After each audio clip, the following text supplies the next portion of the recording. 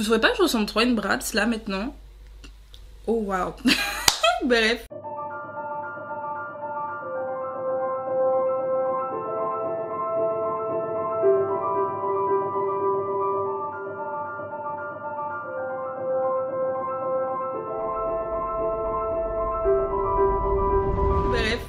Bonjour à toutes et à tous et bienvenue pour cette nouvelle vidéo. Comme vous l'avez vu au titre, on va parler du MIK Festival. Je sais pas si vous le verrez bien, MIK Festival.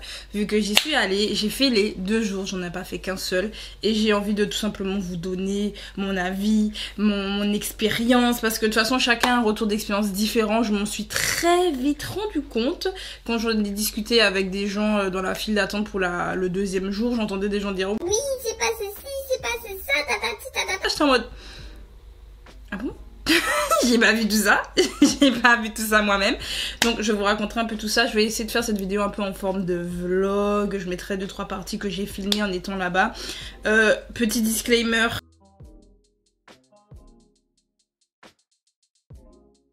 Donc déjà, first of all, c'est mon expérience.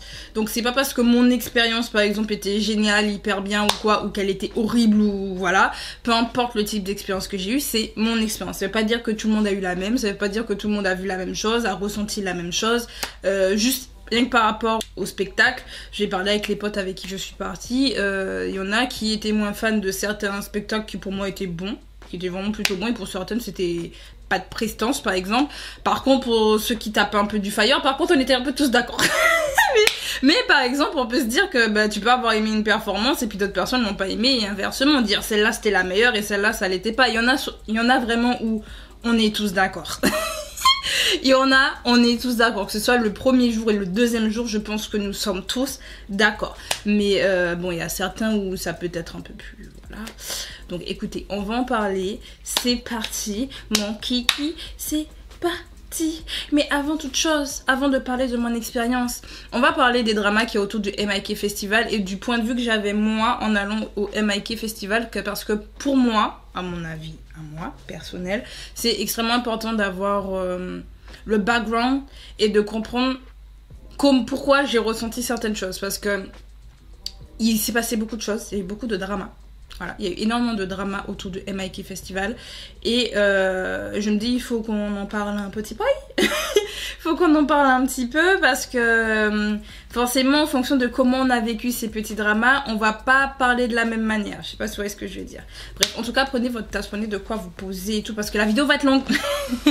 La vidéo va être longue, elle va peut-être faire 45 minutes, on ne sait pas, peut-être 1 heure, on ne sait pas parce que je vais parler. Je vais essayer de faire des cuts mais je vous promets rien. Bref, on va commencer tout simplement par le début, parce qu'il a fait que c'était un drama immense. On va parler de l'annonce. Bah oui, bah forcément, à un moment donné, on a annoncé qu'il y aurait le MIK Festival en France. Soyons honnêtes, tout le monde était enjaillé. Moi, la première, je me disais, mais c'est trop bien. J'avais pas pu aller à celui de Londres. En plus, il y avait une line-up de folie. Je me suis dit, mais attends, il y avait Chunga, il y avait Red Velvet. Bref. Donc j'étais extrêmement contente qu'il y ait le MIK en France. Je me suis dit écoute, c'est sur 2 jours. Meuf, t'as jamais fait de concert, parce que j'ai beau écouter de la K-pop depuis extrêmement longtemps, je n'ai jamais fait de concert de ma vie, en tout cas en tant que K-pop. Genre le seul concert que j'ai fait c'était Lori. Après j'ai dû faire d'autres concerts mais d'artistes locaux de mon île, voilà. Mais c'est vrai que mis à part ça, j'ai jamais fait de concert, voilà, jamais fait de concert K-pop. Et je me suis dit non, meuf, pour le tout premier on va à un festival, d'accord, et on fait les 2 jours. Parce que nous on n'est pas comme ça, d'accord. Nous on est au-dessus, on va faire les 2 jours. Petits oignons, voilà, je m'étais dit on se met bien, et j'avais vu que à Londres ce qu'ils avaient fait, ils avaient fait un K-pop day et un K-pop day. Je me suis dit ok, je connais pas les artistes K-pop mais c'est pas grave, j'irai, je ferai les 2 jours, je vais m'éclater et tout. De base j'avais prévu d'y aller toute seule, et quand l'annonce a été faite, j'en ai parlé sur mon Instagram, bah, j'ai une des potes que j'ai rencontrée en allant voir Espa qui m'a dit mais meuf j'y vais aussi, vas-y, j'ai une pote qui veut y aller, on fait un groupe, et donc ce qui fait qu'on est partis toutes les 3. Mais avant de vous raconter bien sûr notre petit départ, parce que là je vous ai juste dit on a annoncé, tout le monde était content, tout allait bien dans le meilleur des mondes. Le drama arrive juste après. Donc après l'annonce, il y a la line-up. C'est le début du drama. C'est le début du drame. La line-up n'est pas arrivée tout de suite, c'est-à-dire que le MIK Festival, je crois qu'ils l'avaient fait pour Londres, je crois qu'ils avaient fait ça aussi pour Londres, et ils l'ont fait pour la France. En fait ils ont voulu faire un petit jeu et tout, c'est pour peut-être faire monter la hype des gens, je sais pas, mais pour annoncer la line-up, ils ont dit vas-y on va faire un jeu d'emoji. Sauf que on était à un stade au moment où l'annonce a été faite, ça a été fait en fin d'année dernière, donc vers fin novembre, début décembre. À ce moment-là, il y avait déjà eu beaucoup de concerts qui s'étaient passés, il y en avait beaucoup qui étaient également annoncés pour le début d'année 2023. Donc vous imaginez bien que les gens, ils étaient juste énervés en fait. Ils se sont dit mais les gars, on a besoin de savoir qui vient, parce que, écoutez, il y a plein de concerts, et il y a des gens qui doivent faire des sacrifices, parce que soyons honnêtes, on peut pas tout faire. Même moi, je peux pas faire tous les concerts et j'ai un boulot. J'ai un boulot, je peux pas me permettre d'aller à tous les concerts non plus, parce que moi j'habite loin, donc il faut que je compte en plus des billets de concert, mais il faut que je compte les billets de train, et il faut que je compte l'hôtel, parce que forcément les salles de concert sont loin de où ma famille vit, rentrer tard le soir, tout ça, prendre le métro RER, c'est compliqué. Donc vous imaginez bien que moi ça me fait des frais. En plus après une fois sur place, il faut manger, enfin bref, ça fait beaucoup de frais, donc moi-même je ne peux pas me permettre d'aller à tous les concerts, donc il faut faire des concessions, se dire bah écoute, je vais pas à celui-là, je vais à celui-là, etc., etc. Et donc les gens étaient énervés avec cette histoire de oui, devinez avec cet emoji cerise qui sera là. C'était de Cherry Belette, elles étaient déjà là à Londres, elles sont encore là. Enfin voilà, il y avait quasiment la même line-up qu'à Londres, j'ai bien dit quasiment. Il y a des artistes qui étaient pas, genre Red Velvet, elles y étaient pas, mais là on a eu Taeyeon et Hyun. On est chanceux ou pas? On était chanceux, mais bon bref, whatever. Mais c'est vrai que cette histoire de jeu d'emoji n'a absolument pas plu. Et ce qui n'a pas plu en plus, c'est que le Music Bank, donc un autre festival, a été annoncé en France. Donc vous imaginez bien, on avait déjà des tonnes de concerts de prévus, mais en plus on a 2 festivals en 2023. Imaginez, on en a un 3e. Franchement, je pense pas, parce que vu comment s'est déroulé le MIK Festival et les gens comment ils ont gueulé, j'ai un gros doute. Mais parlera après. Donc le Music Bank avait déjà annoncé sa line-up, il manquait que le prix. Voilà, il manquait que le prix à annoncer, mais ils avaient déjà annoncé une line-up qui était assez forte, parce que ce sont des nouveaux groupes, hein. On a Stray Kids, on a Enhypen, Hive and Mix, Mamamoo. Bref, en tout cas, on avait une grosse line-up de prévu en termes de Music Bank, et donc les gens étaient en mode écoutez, le Music Bank, ils ont annoncé qu'ils vont faire leur concert, on a déjà la line-up, pourquoi vous nous l'avez pas donné? Et donc il y en a plein qui ont dit eh, vas-y, moi je vais au Music Bank, et donc ils ont commencé un peu à se moquer du MIK Festival en disant ouais, moi je vais aller au Music Bank et tout, parce que au moins on a des artistes et tout, puis je suis sûre qu'ils sont des artistes claqués. Quand finalement, alors j'ai pas l'impression qu'ils ont fait tout le guess des artistes, je crois pas, j'ai pas cette impression. Peut-être qu'il y a eu tous les emojis, mais j'ai pas eu cette impression là, parce qu'en plus on a eu un long moment où il y avait aucune info, et d'un coup ils ont mis la line-up. Voilà, je crois qu'ils ont mis la line-up, et encore pas l'entièreté de la line-up, et ça a dérangé beaucoup. Ils ont pas mis l'entièreté de la line-up avant, je crois, le jour J. Bah, le jour J, on n'avait pas tout.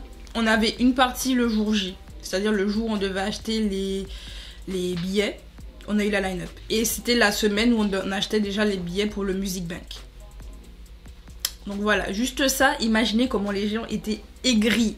Les gens étaient aigris, parce qu'en plus ils se disaient mais les gars, on a besoin de savoir quand est-ce qu'on les achète, est-ce qu'on va le samedi, est-ce qu'on va le dimanche, on sait pas. Donc donnez la line-up dès le jour pour qu'on fasse nos choix, etc., etc.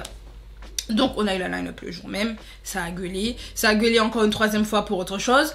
Le prix, ils ont annoncé un prix qui n'était pas le même sur le site parce qu'il y avait des frais qui ont été rajoutés. Même moi ça m'a pas plu, parce que bon, je voulais prendre ma petite catégorie 1, j'ai pris ma petite catégorie 1, hein. Mais à la base le prix ça allait, je me suis dit bon, j'avais calculé les 2 jours, je me suis dit ça va, en vrai ça le fait. Surtout que j'avais déjà acheté ma catégorie 1 au Music Bank, parce que je voulais prendre du or et tout pour le Music Bank, mais les prix, on en parlera quand je ferai la vidéo sur le Music Bank, parce que croyez pas que je vais pas tailler le Music Bank aussi, on va tailler tout le monde. On taille tout le monde, même si en vrai j'ai une excellente expérience, hein, mais gros spoiler. Bref, donc on a eu la line-up, pas dans la totalité, mais on a eu la line-up, on a acheté nos billets. Ça s'est pas écoulé, genre le Music Bank, ils ont fait plusieurs pré-ventes. Même la vente normale, il y avait plus de billets après. Voilà, il n'y a pas eu à attendre. Après, ce qui joue, et pour moi, c'est une des choses que les gens prennent un peu moins en compte dans la vente des billets du MIK Festival, bah, c'est la line-up. certes, il y a des grosses têtes. Franchement, on avait quand même Ciel, on avait Taeyeon et Hyoyeon. Mais il faut quand même dire, ce sont des artistes de la seconde génération. Ça veut pas dire que parce que ce sont des artistes de la seconde génération, elles ont pas d'impact ou quoi. Au contraire, elles ont un énorme impact, elles sont connues et tout. Beaucoup de gens sont venus pour elles. Soyons honnêtes, beaucoup de gens sont venus justement pour rien que pour elles et tout. Parce que elles pèsent dans le game. D'accord? Mais il n'empêche que je sais, moi je le sais parce que j'ai parlé comme avec beaucoup de personnes qui ont découvert la K-pop il y a pas longtemps ou qui sont encore en pleine découverte ou voilà, eux ils stannent vraiment des groupes récents, donc des groupes à la limite de la fin de 3e génération, début de la 4e. Vous imaginez bien que pour eux Stray Kids ça va beaucoup plus leur parler, ou IVE et NMIXX ça va beaucoup plus leur parler, au pire Mamamoo, parce que Mamamoo c'est 3e génération aussi je crois, donc ça va bien plus leur parler en termes de musique que des groupes, enfin des artistes qui sont dans l'ancienne génération. En plus il y a Epica, Epica ils sont connus, hein, soyons honnêtes, ils sont hauts dans le game, mais c'est aussi les anciennes générations. Il faut connaître, il faut avoir envie. On a beau se dire on a des grosses têtes d'affiche, c'est pas pour tout le monde des grosses têtes d'affiche. J'ai vu des gens se plaindre de la line-up, je vous mens absolument pas. Il y a des gens qui étaient en mode ouais mais la line-up du MIK est pétée, alors que absolument pas. Enfin, on a des gens qui sont là-haut dans le game de la K-pop. Ils sont là-haut.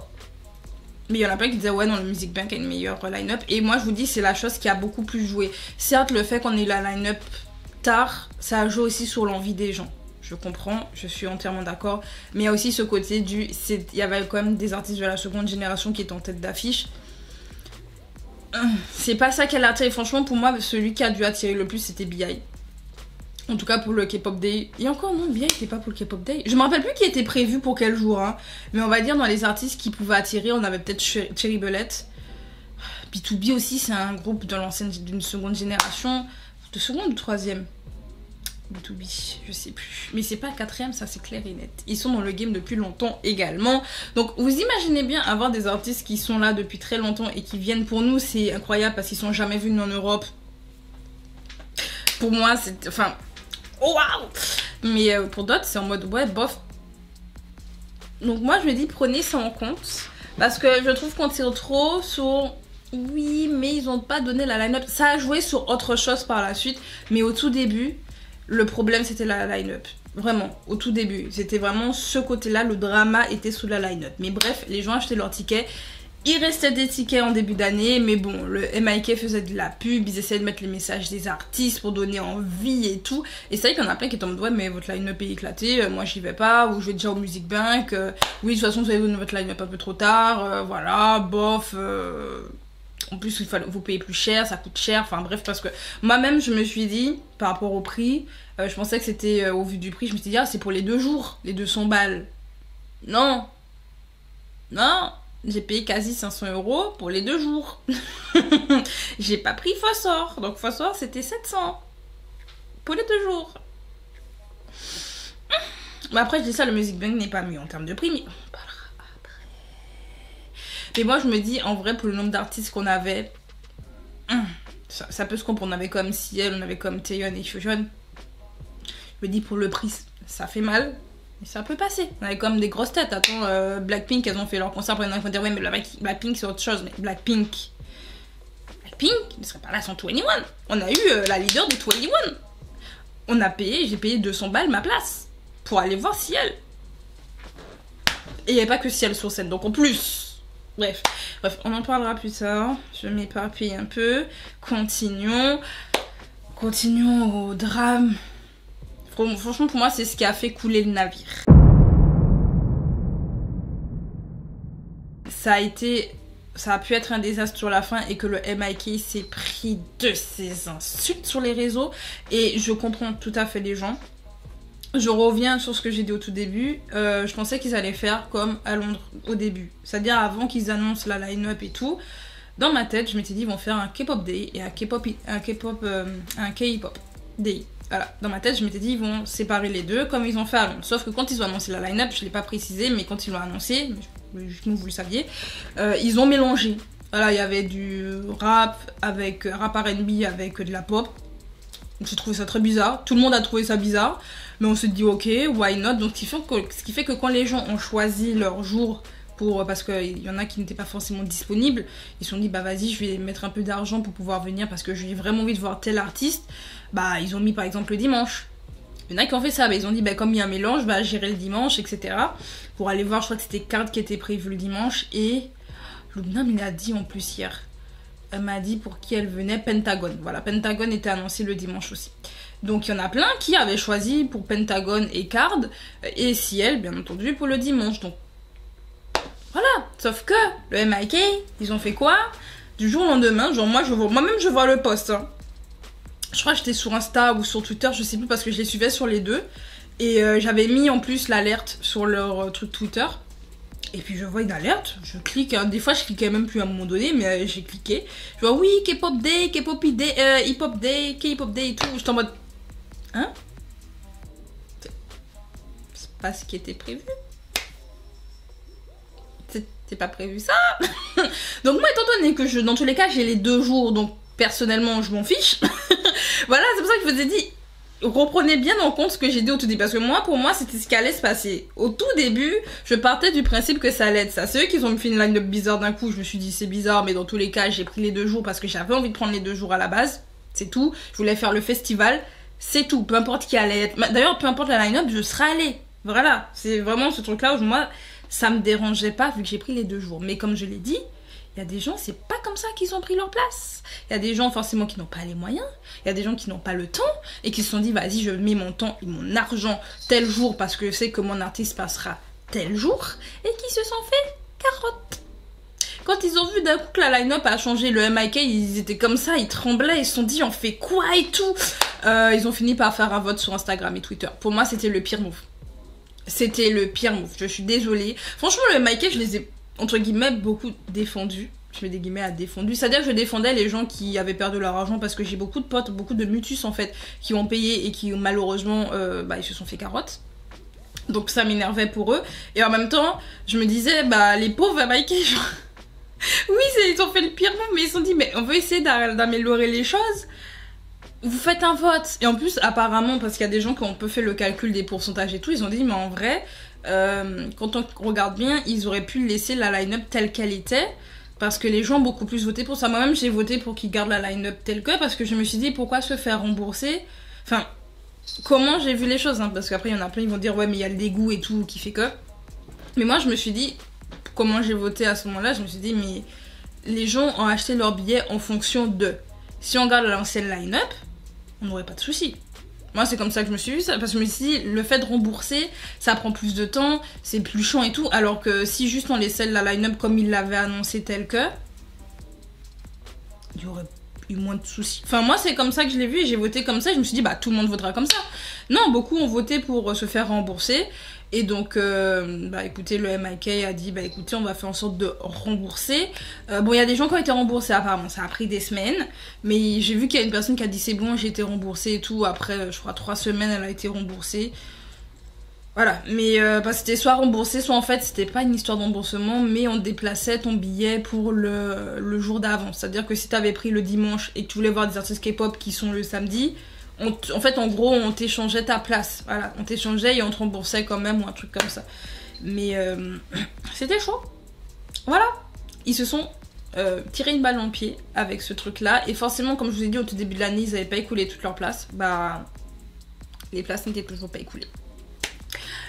Voilà. Bref, non, le temps est passé, c'est vrai que j'étais pas hype pour aller au MIK Festival, parce que je vais pas vous mentir, déjà je suis beaucoup sortie en janvier-février, enfin surtout début février, enfin fin janvier, début février, je suis quand même beaucoup sortie avec des collègues et tout, ce qui fait que j'avais pris cette habitude de sortir, mais partir 2 jours, voire plus, parce que je suis partie quand même 3 jours sans voir mes chats, mes enfants, je vous assure que c'est ce qui me dérangeait le plus, c'était de pas voir mes chats. Je me disais, mais purée, mes enfants. Je me disais, bon, ok, partir de la maison, ok, ça chiant, mais vas-y. Mais mes chats, mes petits bébés d'amour. Il y a que les gens qui ont des chats qui pourront peut-être comprendre. Et encore, il y en a qui vont dire, bah, j'ai des chats, je m'en fous, je me casse. Mais moi, non. Bref. Donc les jours passent, mais je me dis, ouais, il faut aller au MIK, donc je pense au fait de quitter mes chats à chaque fois, et je me dis, pourquoi j'y vais? Pourquoi je fais ça? Pourquoi je fais ça? Puis même après, au fur et à mesure du temps, plus j'avançais dans le temps, et plus même le jour même est arrivé, je me suis dit, purée, L'organisation est un peu catastrophique, comment ça va être sur place. Et donc on va passer à mon expérience. La première partie de la vidéo est finie, elle a duré 24 minutes. Je pense qu'on fera en 2 parties. Cette vidéo sera en 2 parties. Donc là c'était le drama du MIK Festival. Maintenant on va passer à la réalité. Parce que là c'était en amont, c'était les petits dramas d'avant. On va passer à la réalité. Et je pense que c'est maintenant qu'on va mettre les petits extraits. C'est dans cette deuxième partie qu'on va mettre les extraits où je crie un petit peu. Un petit peu beaucoup. Je fais que crier, d'ailleurs. Écoutez, deuxième partie. Je les posterai différemment comme ça. Vous n'avez pas des vidéos trop longues. Et moi, pour le montage, ce sera plus simple. On va faire ça, on va faire ça. On va faire ça. Donc on se dit à soit demain, soit après. Je sais pas comment je vais faire mon montage. Mais on se dit à bientôt pour la suite. Parce que c'est l'expérience que vous voulez et vous l'aurez l'expérience. Mais de toute façon, je suis un peu spoil. J'ai pas une si mauvaise expérience que ça. Mais je vais pouvoir vous donner un peu l'expérience de mes amis qui étaient en fosse or parce qu'on n'était pas au même endroit. Je vais vous expliquer ce qu'elles ont vécu, mais et encore les gens qui sont en fosse or, je vous inviterai après dans la prochaine partie à mettre en commentaire votre expérience également parce que c'est très important aussi. Parce que à Skip, les 300 balles, elles se sont fait carotte. Hein. Elles se sont fait un peu carotte. Hein. Leur meet and greet là. Les goodies.